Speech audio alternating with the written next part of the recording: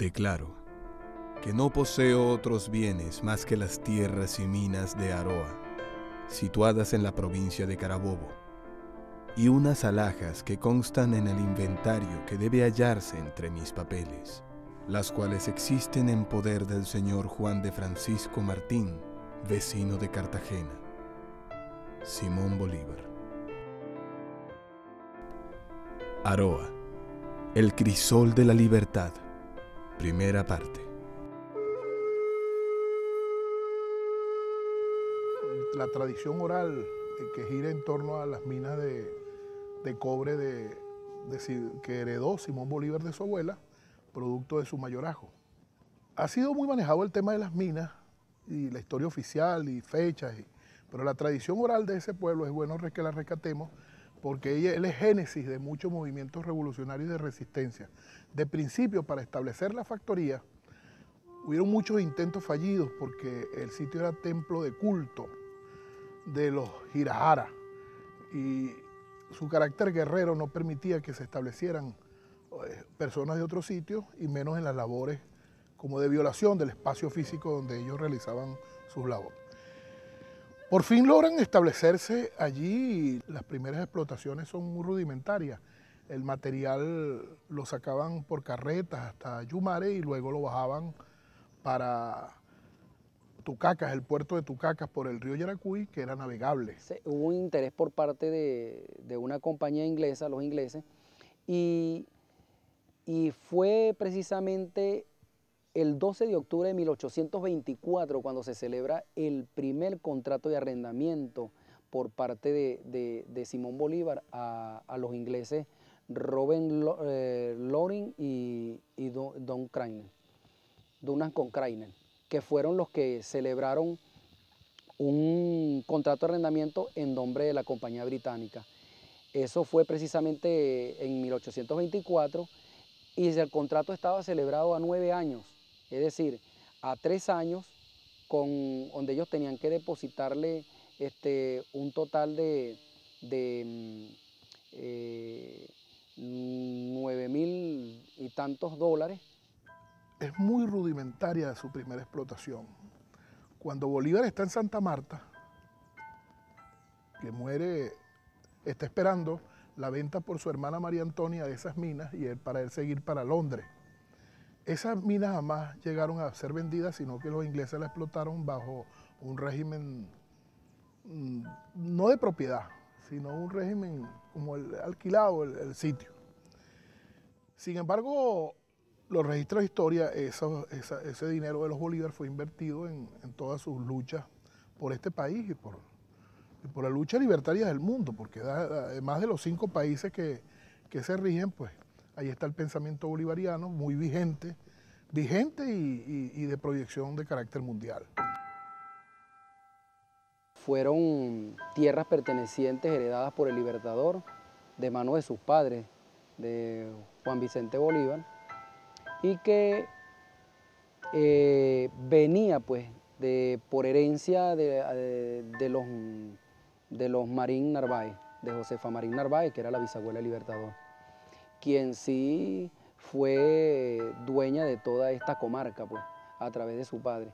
Y una vez al morir ellos, los Narváez, por herencia eso llega a mano de los padres del Libertador, y de los padres del Libertador al morir ellos, como se respetaba el mayorazgo, quedó a manos de Juan Vicente Bolívar, que era el hermano mayor del Libertador, de Simón Bolívar.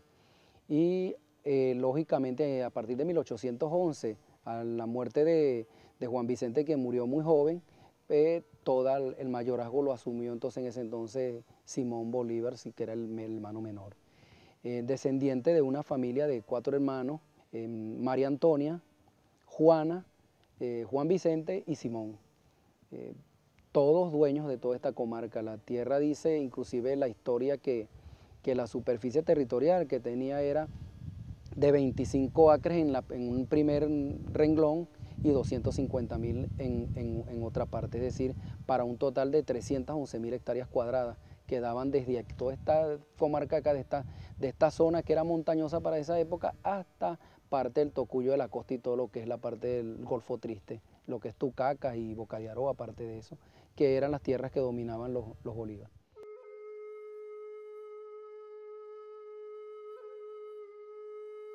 Pero mi nombre es Aníbal López, nacido en estas tierras Girajara, estas tierras yaracuyanas, este pueblo, bello pueblo de Aroa, que tiene una gran vinculación con todo nuestro proceso revolucionario, tanto de los siglos XVIII, XIX, XX y XXI, pues, ya que estas tierras, en estas tierras están las minas de Aroa, las minas de cobre de Aroa, las cuales pertenecieron a nuestro libertador Simón Bolívar, y las cuales en un momento fueron empeñadas por nuestro libertador para usar los recursos de estas minas en la guerra de independencia.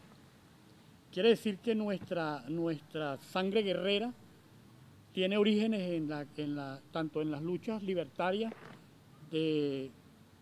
por la liberación de la colonia española, tanto como el enfrentamiento de nuestros aborígenes Girajara en contra del invasor.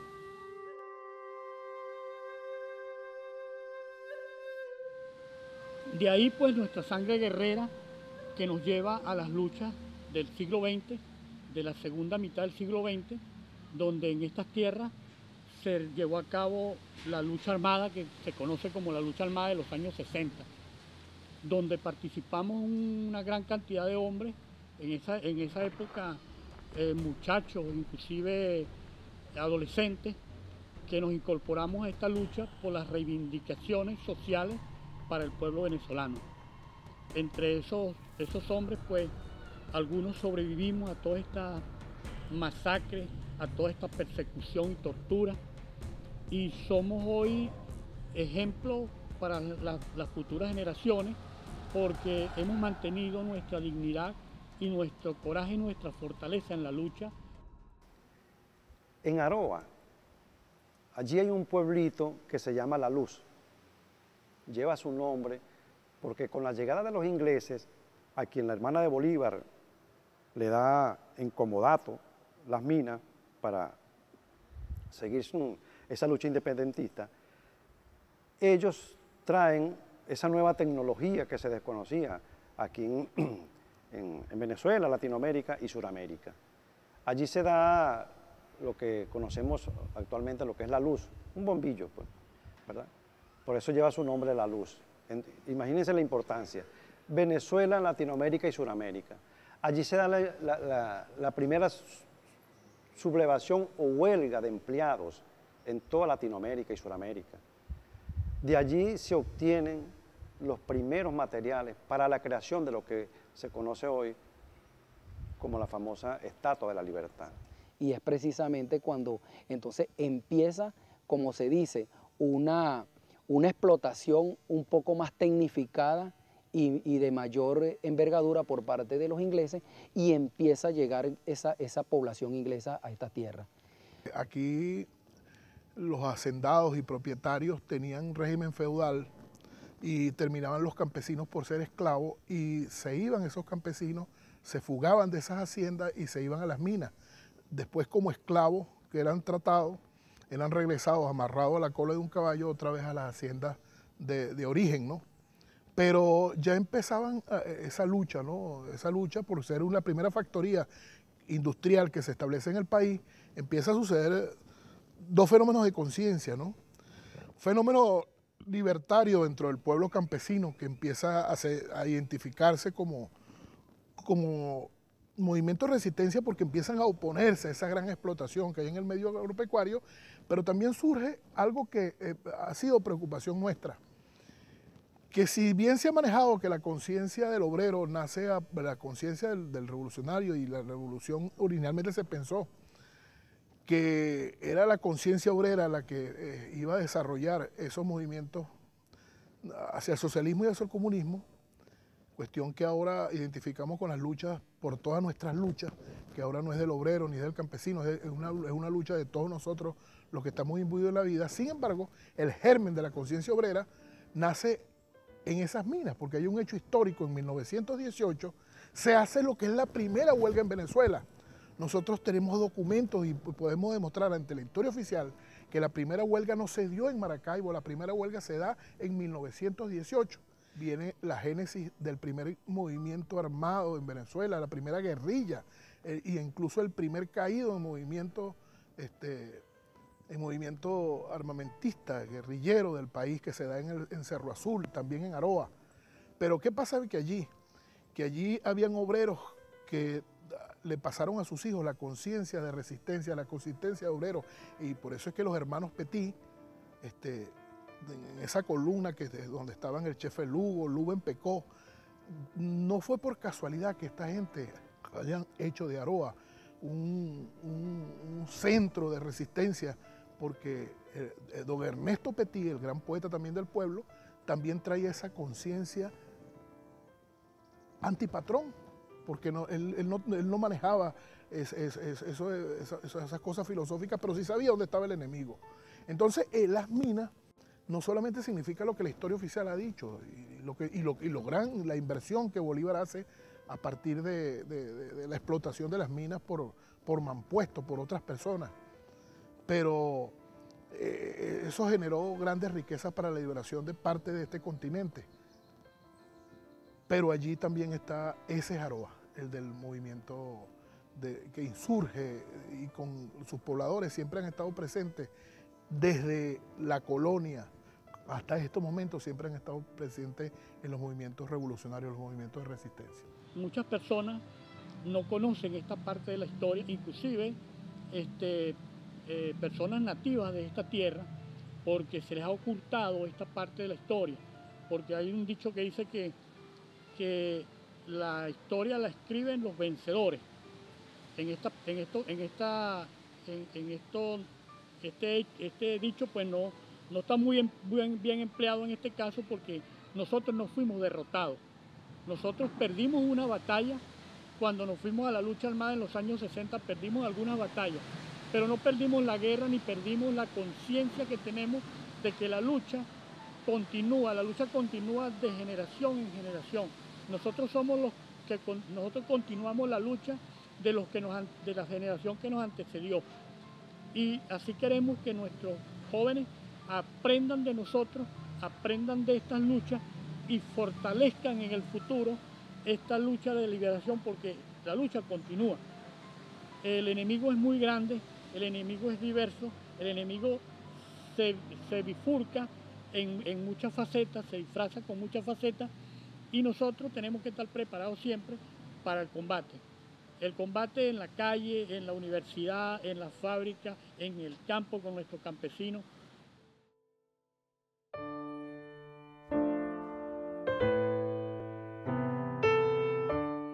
De tantas angustias, el Libertador, es decir, por eso te digo, el Libertador su vocación principal era ver producir estas tierras, pues, y que él quisiera, pero en las últimas cartas, en su angustia, allá por allá, inclusive en Quito y en Potosí, le mandaba siempre unas cartas a María Antonia, donde le decía, te suplico que por favor negocies, venda las minas de Aroa.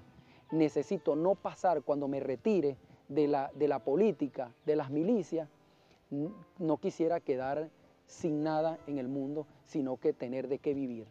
Pero no depender del Estado, sino depender de mis propias herencias, de lo que es mío. Hay una parte inclusive en una carta donde él le dice, pídele al general José Antonio Páez que por favor te ayude y que se respete mis propiedades que tengo allá y que tú las manejas. Ya María Antonia manejaba eso. ¿Por qué? Porque el Libertador le había suprimido el poder a su sobrino, que era Anacleto, hijo de María Antonia, pero que Anacleto no fue, como digamos, tan fiel con él en sus cuestiones, y él quiso conferirles más bien su voluntad y darle su confianza a María Antonia, que era su hermana mayor, porque María Antonia, además de su hermana, era consejera y además era quien le ayudaba y le decía y le encomendaba muchas cosas a Simón, porque él le respetaba, porque sabía que era su hermana mayor. Y sin embargo, aun cuando él estaba lejos, en sus cartas que él le mandaba, él decía el amor grande que sentía por su hermana, y siempre le decía, saludos a Anacleto, mi sobrino, pero manténlo por allá. Y precisamente por eso le digo, ¿por qué se celebra el contrato de arrendamiento en 1824? Porque él le mandó un poder a María Antonia, donde le dijo que celebrara ese contrato en nombre de él, y está suscrito en una carta. Está escrito en una carta textualmente cómo decía, cómo el escribano que estaba para ese entonces escribió textualmente cómo el Libertador le decía que debería rezar ese contrato de arrendamiento. Yo creo que tengo una traducción del borrador de esa carta del contrato de arrendamiento, que fue en 1824 y fue el primero, y eso precisamente, él murió y lamentablemente no le vio esos frutos, pero sí se dice que las ganancias que se obtenían de aquí, de estas minas, con el arrendamiento, eso sirvió para la justa emancipadora de nuestro país.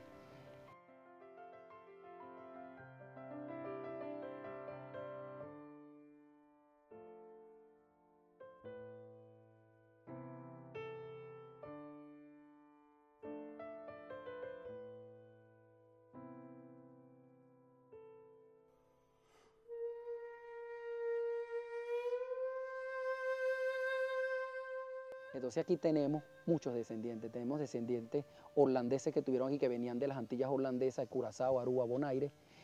Precisamente el padre de mi padre era holandés, era de Bonaire. Se llamaba Víctor Maduro. Y mi padre era descendiente de ingleses.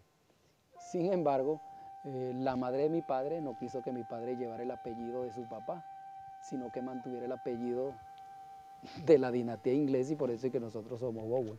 Pero imagínense ustedes, no hubiésemos sido Bowen sino un apellido Maduro, porque era lógicamente el apellido que teníamos que tener de padre. Y no es así. Y todas estas cosas venían, entonces aquí empezaron también, entonces los italianos se quedaron aquí y empezó esa mezcla de criollos con ingleses.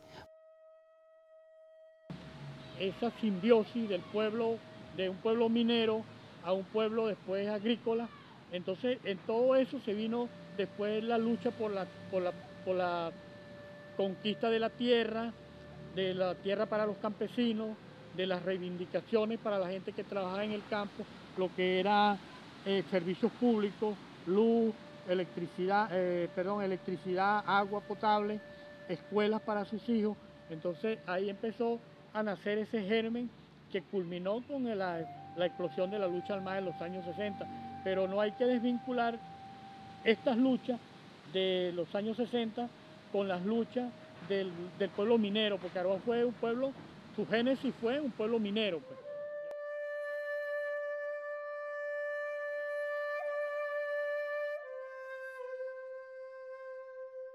Estos paisajes que se ven aquí alrededor de todas estas montañas, este río hermoso, que por cierto es el que surte de agua a la población de Aroa, estas instalaciones que en otra época fueron generadoras de riqueza no solamente para nuestro pueblo, para nuestros habitantes, para nuestros antecesores, sino que generaron riqueza para muchos pueblos del mundo. Hoy es lástima pues verlos abandonados, estos campesinos que poblaron estas tierras siguen abandonados, muchas veces sin crédito, sin buenas vías de penetración.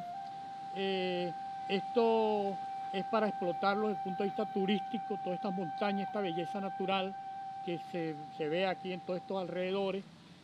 Y es lástima pues que los gobiernos no han tomado el interés necesario para ponerlos al servicio tanto del turismo, de la recreación de nuestro pueblo, tanto como para generar riqueza para nuestra población. Para 1936 ya el cobre no valía sino 4 bolívares. Cuando los italianos lo agarran estaba en un precio de 3 bolívares.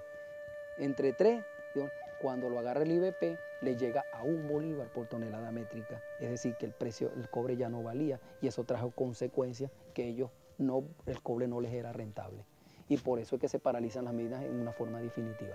Pero si estas minas brillaron en su época, y Guzmán Blanco vio esa proyección, vio en ellos esa visión, y él se relacionó mucho con esta región. Y por eso es que él en su cuestión sí decía, y no podemos decir en la parte los que manejamos parte de la historia, sabemos que fue el primer piso que se dio para el progreso y el desarrollo de las regiones y de las comunidades. Eso nos da a nosotros, hasta se me eriza el cuerpo cuando pienso que allí hay un ideal unos principios fundamentales donde hay que seguir sembrándolos, porque la revolución o el proceso revolucionario en cualquier sociedad, como uno la mire, tiene que tener principios, honestidad y algo muy importante, ser humanista para poder lograr una verdadera revolución. Y ese ideal humanista consagrado en Bolívar nos los deja a nosotros. Si bien es cierto, la historia dice que el cobre de Aroa era rojo de alta calidad, inclusive hasta de mejor calidad que el de las minas de Coquimbo de Chile. Y Chile hoy sigue siendo uno de los mayores explotadores de cobre. Nunca se bajó de la tabla y Aroa en el último cuarto del siglo XIX llegó a ocupar la séptima casilla entre los explotadores de cobre en el mundo. Quiere decir que sí fue de gran valía. Entonces, el cobre sí sirvieron las minas y las tierras para nuestra independencia, que debemos sentirnos orgullosos. Y por eso, más grande no lo pudieron poner porque este distrito se llamaba anteriormente Distrito Bolívar. Hoy, por tanto, es Municipio Bolívar, del estado de Yaracuy y de Venezuela.